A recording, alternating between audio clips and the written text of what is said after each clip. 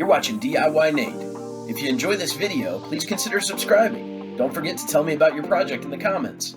Alright friends, on this quick episode of DIYNate, we have a slightly frustrating light fixture here. Not sure the brand. My guess is it's a Home Depot Hampton Bay light fixture.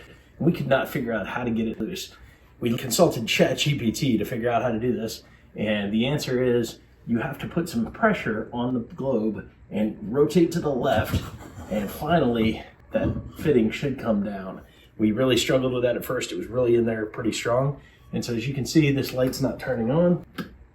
So we needed to get into it, couldn't figure out how to do that. It's got a lip around the edge, and it lets that kind of screw in like a screw. Since you see there's no other hardware on the external side. So we're just gonna swap the bulb real quick. Take our bulb out, put a fresh bulb in, test it to make sure it works before we remount it.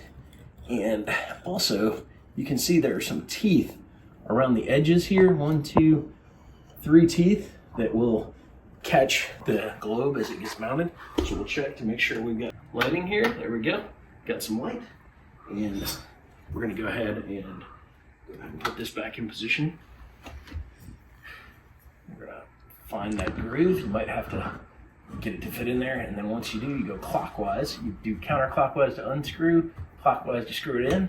You want to get it in there pretty good, but for those of you trying to figure it out, I almost pulled the whole fixture down thinking it might have been the outside rim, but really all you got to do is get that fixture and twist.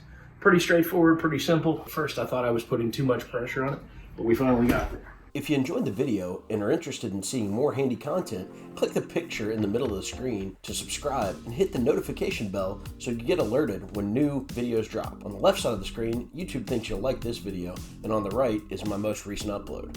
Thanks for watching DIYNate, and have a great day.